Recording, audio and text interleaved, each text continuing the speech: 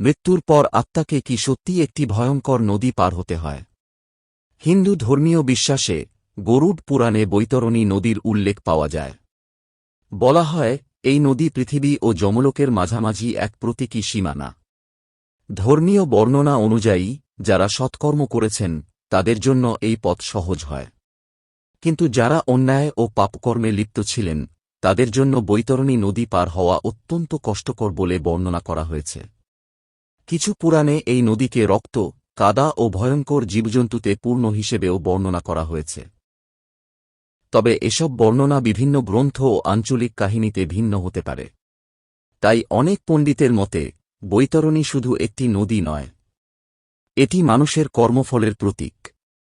মনে রাখবেন, এটি হিন্দু ধর্মীয় বিশ্বাসের অংশ, বৈজ্ঞানিকভাবে প্রমাণিত তথ্য নয়। আরও অজানা রহস্য জানতে এখনই সাবস্ক্রাইব করুন আনকনাউন ডেওসকে।